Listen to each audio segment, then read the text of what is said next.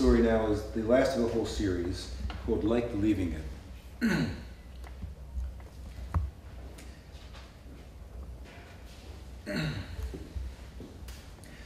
When Amelia took my right hand with her left to place it on her growing belly, I, being a poet, would be remiss to describe my emotional response as unadulterated.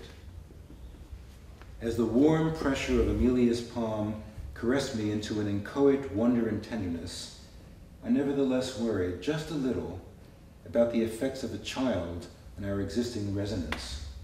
So much so that when I met with our protector Giovanni, I inquired of him, this lawyer and physicist manqué, of the force holding quarks together within the nucleus of the atom, since he had often compared Amelia and myself to these fundamental particles.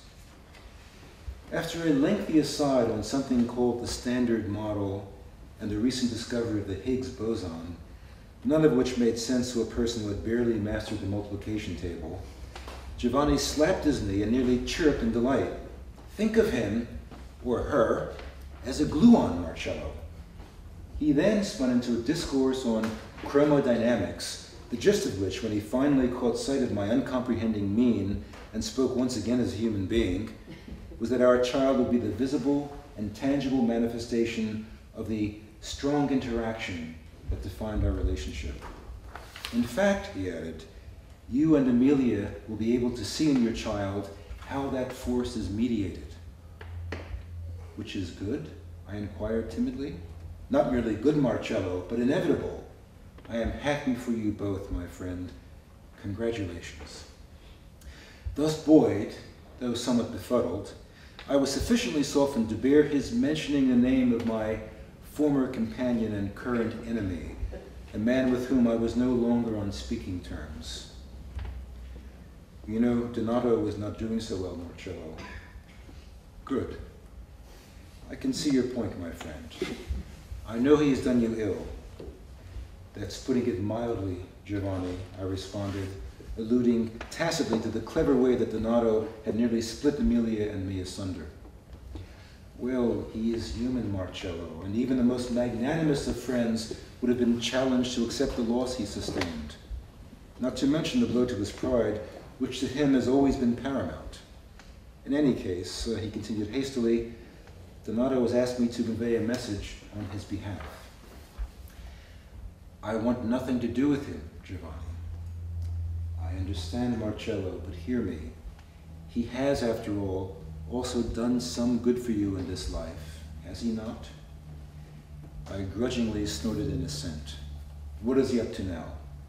Giovanni hesitated, and as he typically did when conveying something of import, smoothed the sides of his rich white hair with both palms before proceeding. He is dying, Marcello. Ah, I replied, strangely shaken. For even though I had come to hate the musician, the news shocked. He was hardly older than I, and to know that I myself might be so stricken so suddenly gave a jolt. The doctors give him a few months, his pancreas apparently. Nothing can be done except to relieve the pain. I'm sorry, I lied, feeling instead merely gloomy. He asked me to tell you because he wishes to see you again, Marcello, and couldn't bring himself to make the approach directly. He'd like to make amends, I think, poor fellow. And Cassandra, I inquired, for I had heard rumors that my ex-wife and he had recently reunited, ironically enough. She's with Garzanti in Milan nowadays, an editor, and in any case, they have been off and on, nothing, well, he has never been serious about these things. And family? Only a cousin in Treviso. I gather that after Donato puts his affairs in order here in Venice, he plans to move there for the final phase. We sat silently for quite some time, I dreading the idea of a visit, but recognizing its necessity. The Lord giveth and the Lord taketh away, murmured Giovanni. You'll see him, won't you? I shrugged. Donato was hearty and mobile when he greeted me at the door. but his complexion had that oily, pasty sheen I had only seen on the faces of the hospitalized. By the looks of it, he hadn't bothered to shave for at least a week. I shook his hand diffidently, and he thanked me awkwardly for what he knew was a sacrifice before ushering me to a chair. Coffee had already been prepared, and I noticed an occasional wince as he poured our cups. "I can't drink as much as I'd like to," he said ruefully. "Damn pancreas. But there are worse ways to go." My cup and saucer rattled ever so slightly, and Donato grinned. "Listen, Marcello, I'm not asking for sympathy. I never have. In fact, I'm grateful, so don't be squeamish. I've had it better than most. How many can say they've been able to earn their bread doing what they love? Music has been good to me, and I to music." He coughed deeply and then turned his head to deposit phlegm into a tissue. "I have 2, maybe 3 months, Marcello, and I am determined to use them wisely. I know it's not fashionable to have regrets in these days of positive thinking, but I have them. Not many, but enough. Death makes everything so very clear, you know? No, I suppose you wouldn't. And in any case, you have already attained a clarity of which I have been incapable until now. Your coming today, Marcello, it means everything to me." "It's the least I could do, Donato," I answered uncomfortably. "Nonsense. Anyone in his right mind would have stayed away. But you're a poet, and as we both know, poets can never be in a right mind. They wouldn't be poets then. And we were once friends, were we not?" "Yes, of course. I admit that when you and Amelia, I confess, Marcello, that I burned with hatred and envy, and fear. You gave her something that was utterly beyond my powers and my will, Marcello, and she gave to you. I hated and envied and feared what the two of you achieved together. The beauty of it. The sheer heft of such honesty could hardly be ignored, and my antipathy began to give way. "It's no utopia, Donato, believe me," I responded with uncharacteristic abashment. "No, it is far more compelling. It is something I have breathed in moments of my finest performances, something I could touch only through Bach or Beethoven, but never with someone in the flesh. I never thought it possible, with one exception." "Cassandra?" I ventured. Donato laughed himself into a fit of wheezing. "Marcello, be serious. We merely comforted each other sporadically, and she's now off to Milan, utterly devoid of ideas for new airport novels, and therefore editing the tripe of other aspirants to the throne of pseudo-intellectual, art-historical mystery hacks, the throne the two of you occupied briefly with those insipid books about Leonardo and Michelangelo." It was now my turn to laugh, which brought me some relief. "No, Marcello, it doesn't take a Freudian to discern that I have had neurotic conflicts, the result of which is that, unlike you, I am alone. And now, as my neuroses hasten towards resolution, I wish to redeem myself. Do you remember what Malcolm said of Cawdor in Macbeth? Nothing in his life became him like believing it. The moment of death, Marcello, may be the supreme moment of man's affirmation. In death, one may attain virtue and magnanimity, and thus redemption. In death, we may be at our best. It will be my truest work of art and humanity, Marcello, my death. It will be my legacy, for I will set things right with those I have wronged, you chief among them." I remembered how cleverly he had arranged to pit Amelia and me against one another, with his casual comments on the Rialto and at the Campo Santa Margherita. An expert swordsman could have touched with no greater deftness. I attempted to assuage his guilt. Donato, it is all past history now. Do not mistake me, Marcello. I am referring not to my gaucherie after you had absconded with my lover, with Emilia. No, I would have drunk and danced in the streets if I had succeeded in breaking you apart. I was raw and wounded, and I behaved quite humanly. Only a saint could have acted otherwise. But, and here he faltered, no, Marcello, there is nothing redemptive about vengeance. The man who is vengeful is already dead. No, I renounce the vengeful, utterly and completely, pardon me. But there are some other things. Donato paused, and leaning towards me, the lines of his sallow, glistening face, now in relief, broke quietly into tears. Marcello, he continued, you have been my dearest brother. I took the sweaty hand he offered, blanching as I thought of the many times my petty, vengeful self had wished him ill and wished him dead. Donato arose, fetching water and tissues, and after he had composed himself, flashed a grin as of old. Tell me, is what I hear true? How is she? Or should I say, how are they? And how are you, Marcello? It is impossible to keep secrets in Venice. She is, and the child within her, and I stammered bashfully, yes, we are all well. And she is still painting, and your poetry? Well, our creativity is being diverted for the moment. Of course, it's only natural. Donato's broad smile gave the flickering illusion of health. Your child will have a wonderful father, Marcello. I only wish I had been so lucky. My poor mother had much to contend with, after the father I never saw had abandoned her, but at least I had an incentive for my violin. My earnings on the street, meager as they were, kept us from the poorhouse. And perhaps now you may understand why I have never wished to subject my lovers to the illusions of husbandry or paternity. I'm not cut from that cloth. One of the few things I regard in this world as criminal is condemning a child to fatherlessness. It is vile, Marcello, vile and abominable, but it is a crime I can never be accused of. No, Marcello, he continued, emerging from the depths of bitterness, you will be a most excellent father.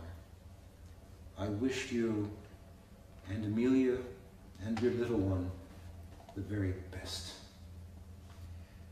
Why, thank you, I stammered again. Thank you, my friend.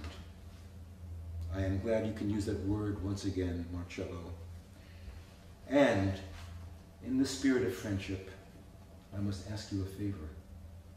Suddenly, Donato grimaced and started forward, clutching his stomach and taking sharp, shallow breaths.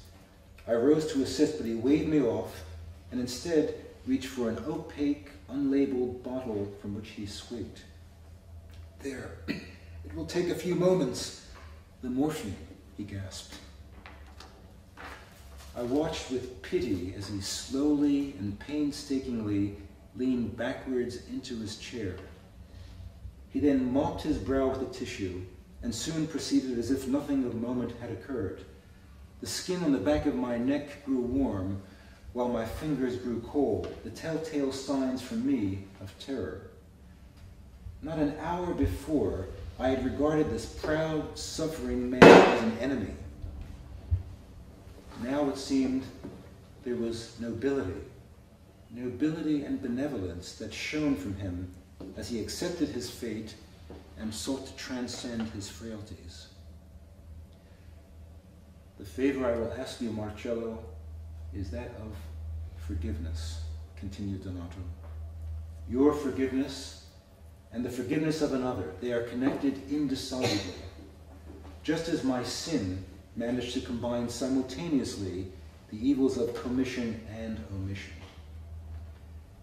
It's something I can't even bring myself to describe to you. It is something you will have to learn from her.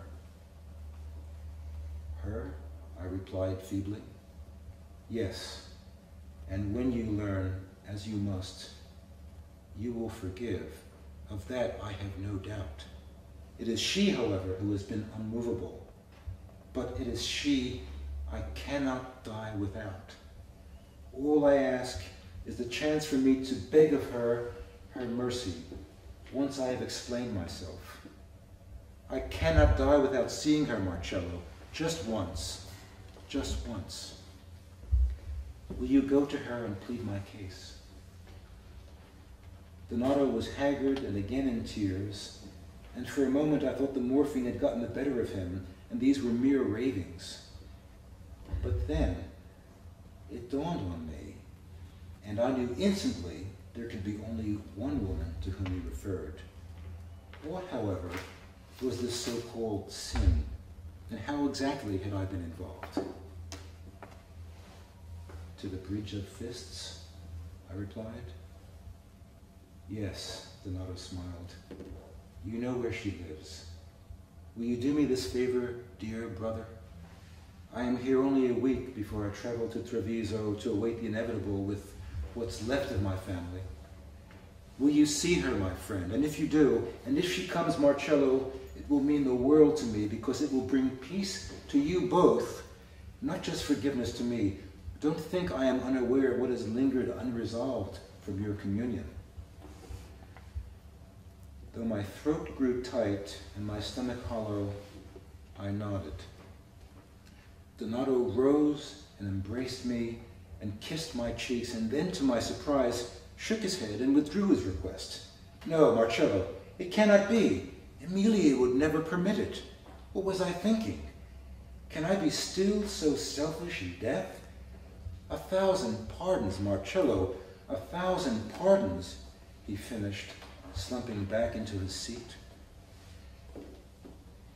I took a long, deep breath before responding. Emilia doesn't need to know.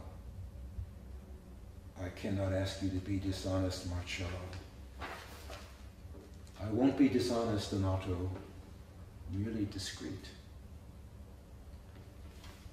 Lost in dreams of motherhood, I suppose, Emilia took the news of Donato's plight with indifference, and she suggested, somewhat cruelly I thought, that his wish for forgiveness and for redressing wrongs, which I had couched rather generally, was merely a cheap means of salving a tattered conscience.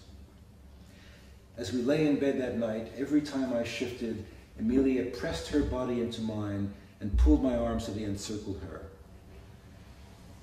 The next day I made my way to the Campo Santa Margherita, intrigued by the great double sin Donato had alluded to. It seemed a foregone conclusion that my words could persuade Olympia to pay a courtesy call on a dying acquaintance. I had long ago surmised something of a link between the two of them, Olympia and Donato. After all, how could he have guided me to her? Through that introduction, Donato had salvaged my artistic soul, and through her intercession, I had rediscovered my art, painful as the ending had been. Her last forbidding gaze, that necessary rebuff, just as I was on the verge of consummating my dearest wish, had nearly killed me. And though I eventually recuperated and thrived, that inimitable gaze had lingered on.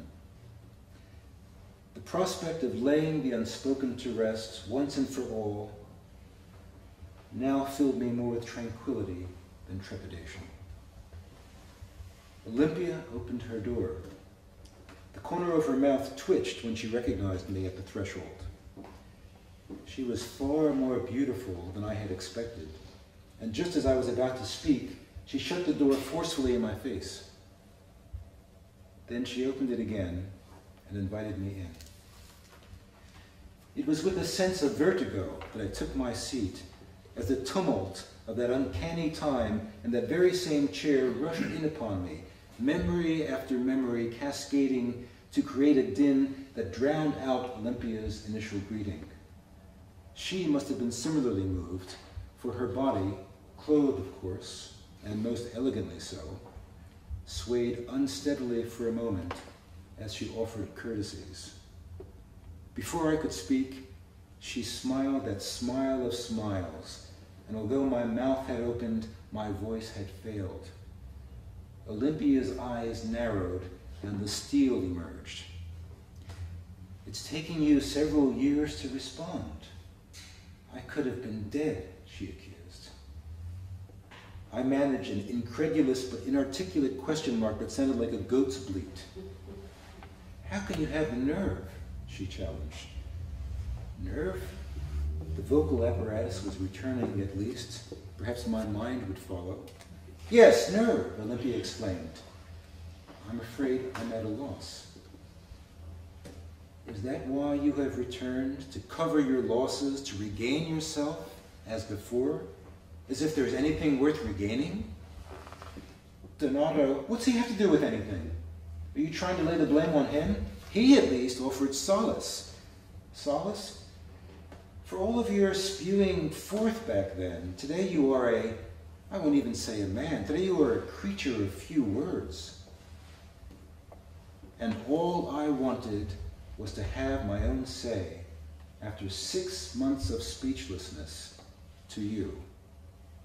You refused. All I wanted after our business was to sit like a human being with you, face to face, and tell you, in my own words, what I had been constrained to withhold.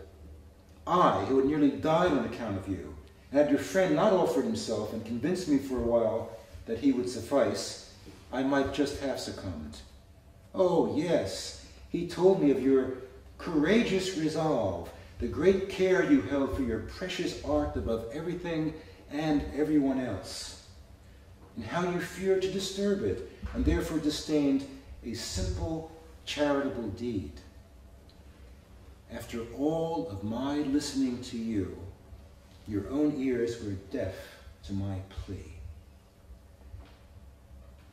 Through Olympia's rage, my mind awoke, and I began to piece together what must have transpired. Donato had withheld Olympia's summons while assuring her that I had been apprised. Had I known of her request back then, I would have flown to her instead of pining away in secret, agonized convulsions. So that was his omission.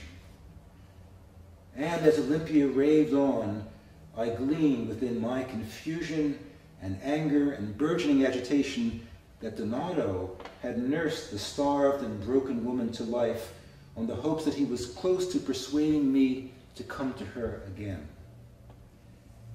Eventually, she tired of the wait and gave herself, not for the first time it turns out, to the musician who, as was his wont, soon tired of her. Thus, the counterpart committed crime. It took fully an hour to convince Olympia of my innocence, whereupon she fulminated against Donato with a fury that was terrible to behold, though understandable. Calming herself at length, she addressed me softly. I came to know you, Marcello, as splendidly as one could ever know another. I reveled in your discoveries, your wit, your fantasies, and strange new poetry, while all you could comprehend of me was my skin and what your imagination filled it with. Your love for me was self-love, Marcello, which is why I asked you to return, to give you the chance to see and hear what really breathed inside the husk. May that bastard Donato's journey to hell be as painful as the pain he has caused me. The quality of mercy, yes, I know it, blesseth him that gives and him that takes. But who said I could be merciful, Marcello? What can you grasp of who I am? Your gaze, Olympia, and your smile, and your sacrifice, which to a poet is precious little, she interjected. Perhaps. And do you wish for more? I stood, slowly and tentatively, and warily I approached to tender a caress.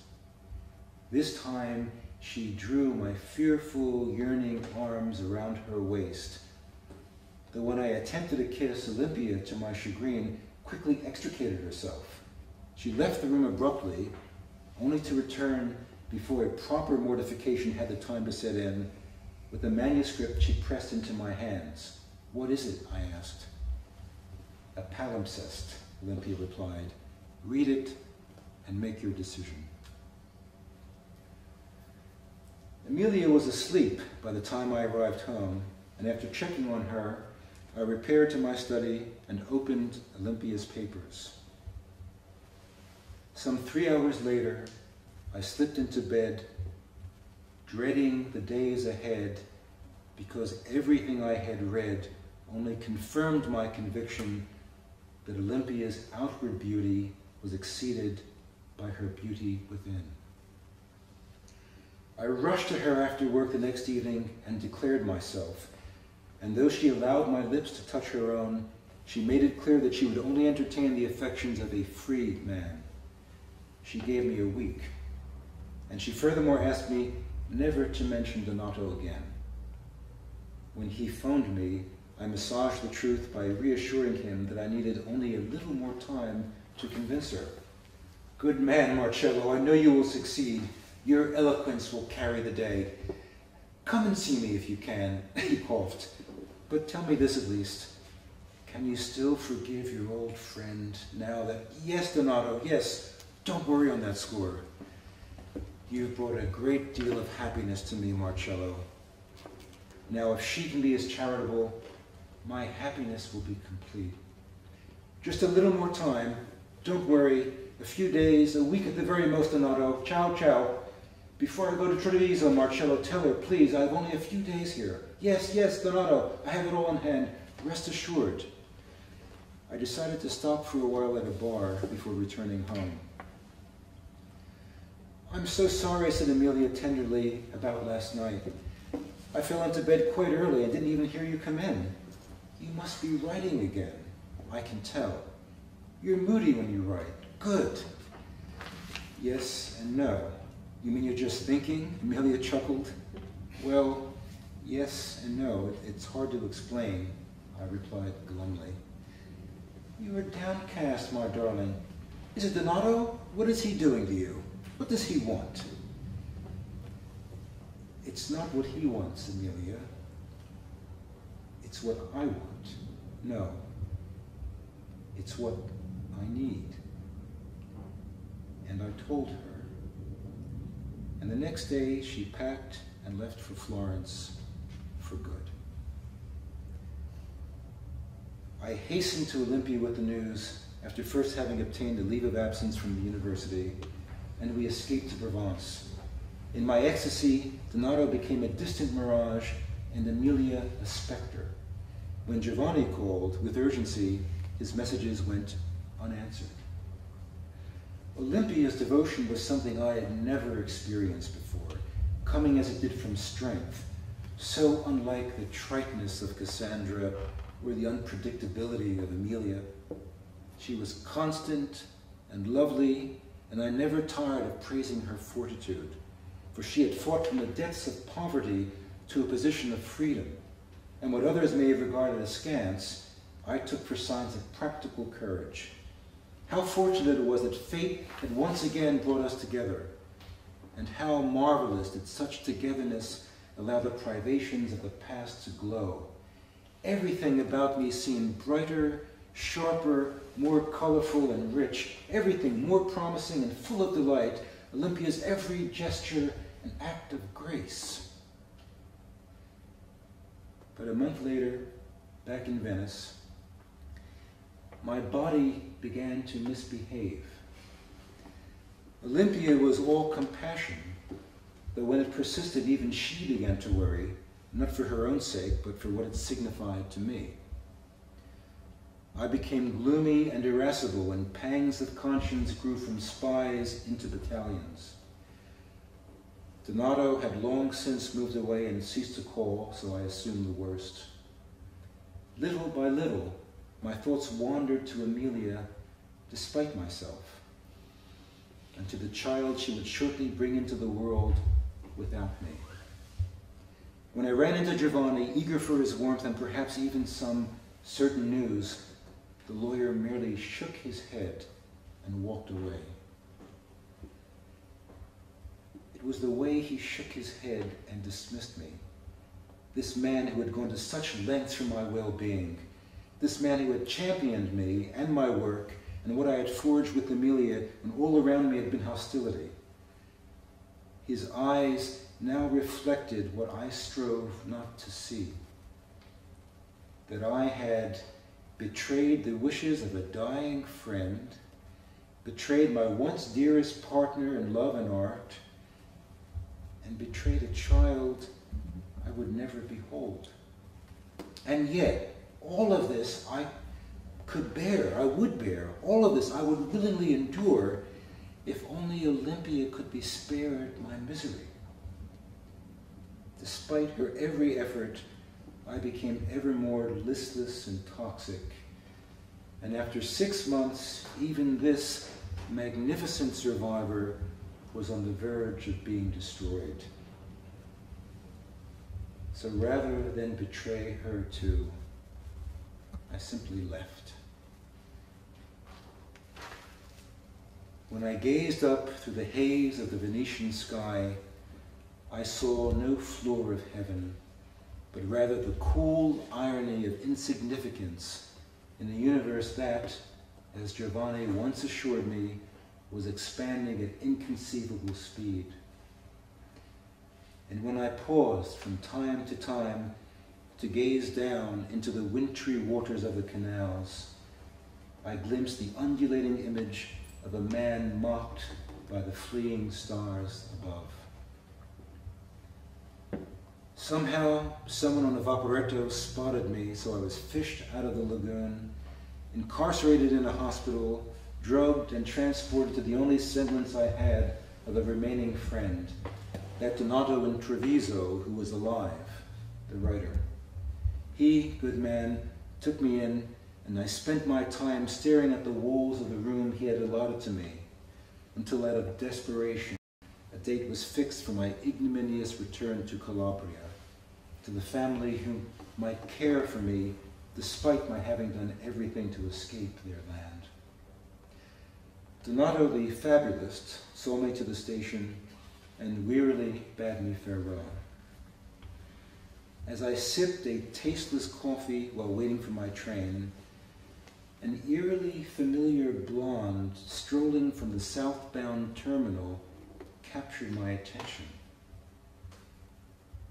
Could it be? Tugging at her partner's sleeve, she turned towards me. Cassandra. Cassandra smirked, as did the man with her who uncannily resembled the dead Donato. Vengeance is mine, Marcello. I will repay, said the musician, as the couple jauntily passed, arm in arm. Well, what do you think? I asked after Emilia had finished reading. It may not be the cask of Amontillado, Marcello, but it's close. How do you come up with such things, darling? You inspire me. Have you shown it to him yet? No, he's still a bit sensitive.